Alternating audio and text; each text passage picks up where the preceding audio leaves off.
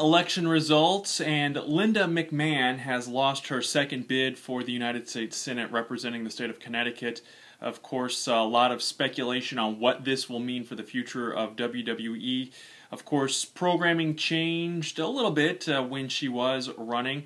I think probably one of the most noticeable things in 2010 when she was running was when WWE fired Daniel Bryan after the whole necktie choking incident when the Nexus first formed. And there's speculation as to what really went down there and the reasonings behind his firing and, of course, eventual rehiring. And, did Linda McMahon lose this race because of her affiliation with wrestling and sports entertainment and the WWE?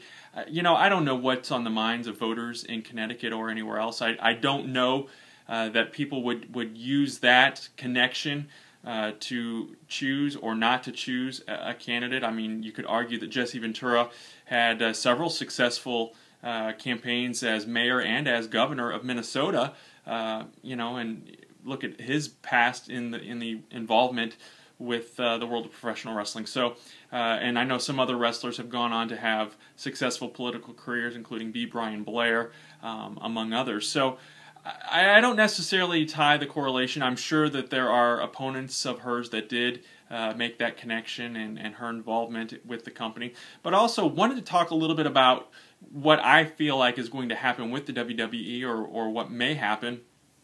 People are speculating that this will be the end of this PG era that the WWE has kind of reemerged themselves in, that they were doing things to kind of help Linda get elected to office, which I don't necessarily agree with that either. I don't think the PG era, if you want to call it that now, is necessarily a bad thing.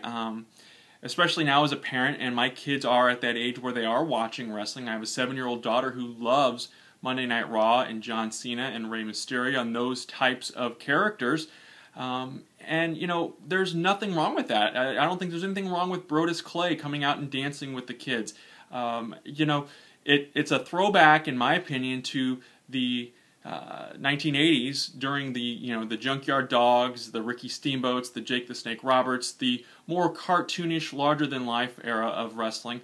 But it still has that mix of the Attitude Era, and I don't really think that having hardcore matches or having more suggestive language or scantily clad divas running around or throwing out four-letter words, drinking alcohol on the air. I don't think those things are going to bring more viewers in. I just don't think it's going to happen. Creative storytelling, good angles, good wrestling are the things that are going to bring the fans back to the show. And right now, WWE is kind of stagnant. The product is kind of stale. Maybe an infusion of the Attitude Era like they did back in 97, 98 may help. I don't know, but I think that wrestling is just kind of one of those things that, it has its highs and lows, and some of us stay with it throughout. I've been watching for 30 years now, and I don't plan to stop watching, and I will continue to be a fan and support Vince McMahon and the WWE, but there's also other options out there. TNA is putting on some good product right now. Chikara Pro, I love it.